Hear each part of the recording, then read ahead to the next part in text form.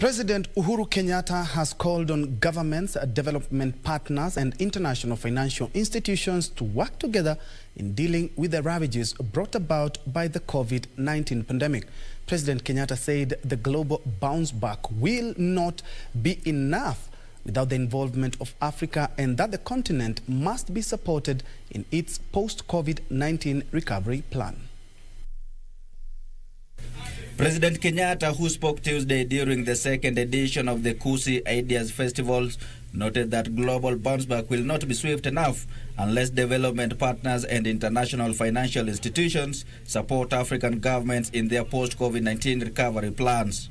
I call on them to provide the necessary resources, and that is especially our international development partners and international financial institutions, to complement those of our governments as we implement our post-Covid-19 recovery plans.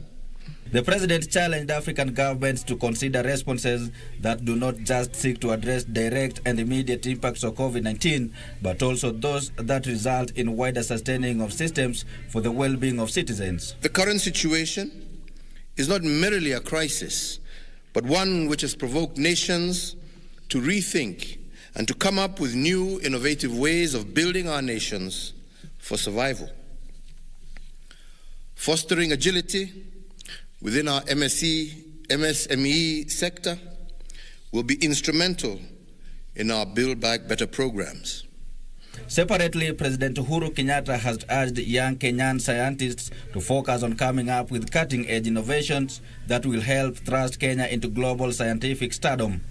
The president challenged the young scientists, engineers and innovators to work towards entrenching Kenya's position as a hub for innovation and creativity in the sciences and technology. I firmly believe that one of the great global inventions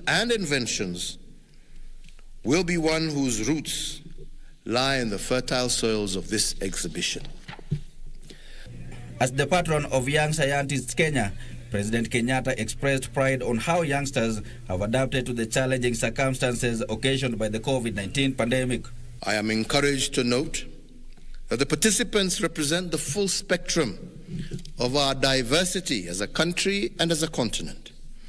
But particularly heartening is the participation of 2 special needs schools, despite this year's constraints, demonstrating truly that disability is not inability.